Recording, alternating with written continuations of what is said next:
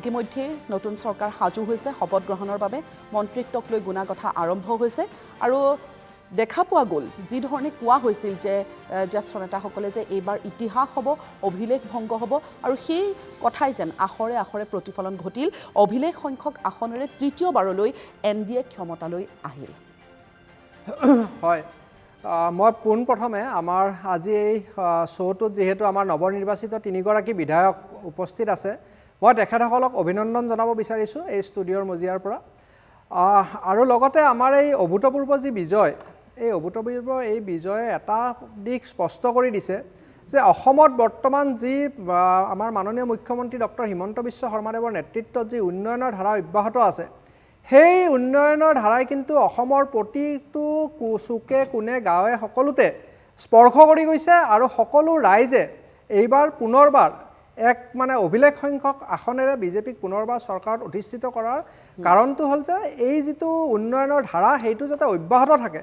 আৰু অসমখনক যাতে আমি আৰু আগুৱাই লৈ যাব পাৰোঁ তাৰ বাবে এই এটা মেণ্ডেট অসমৰ ৰাইজে দিছে আৰু মই এই ষ্টুডিঅ'ৰ মজিয়াৰ পৰা মই অসমবাসী ৰাইজকো ধন্যবাদ আৰু কৃতজ্ঞতা জনাইছোঁ যে তেখেতসকলৰ এই মৰম আৰু আশীৰ্বাদ যি আমি বিগত 2014 চনৰ পৰা ক্ৰমাগতভাৱে প্ৰতিটো নিৰ্বাচনত আমি পাই আহিছোঁ আৰু তাৰে পিছত এইবাৰ নিৰ্বাচনতো আপুনি চাওক এনে সাধাৰণতে আমি দেখা যায় যে প্ৰথম এটা নিৰ্বাচন যদি কোনোবা দলে মানে আহে এটা চেঞ্জ লৈ পেলাই তেওঁলোকৰ কাৰণে এনেকুৱা মেণ্ডেট এটা সম্ভৱ কিন্তু 10 বছৰ কাল আমি কাৰ্যকাল সম্পূৰ্ণ কৰাৰ পিছতো যিটো এইটো ইনকামবেঞ্চি যিটো এইবাৰ অসমৰ ৰাইজে দেখুৱালে অভিলেখ সংখ্যক ভোটদান কৰাৰ পৰা অভিলেখ সংখ্যক আসন দিয়ালৈকে তো মই সেইটোৰ কাৰণে পুনৰবাৰ ৰাইজৰ ওচৰত ধন্যবাদ আৰু কৃতজ্ঞতা জনাইছোঁ আৰু অহা 12 তাৰিখে আমাৰ নতুন চৰকাৰে শপত ল'ব ইতিমধ্যে সকলোখিনি স্পষ্ট হৈছে আমাৰ মাননীয় মুখ্যমন্ত্ৰী মহোদয় ইতিমধ্যে সকলোখিনি প্ৰকাশো কৰিছে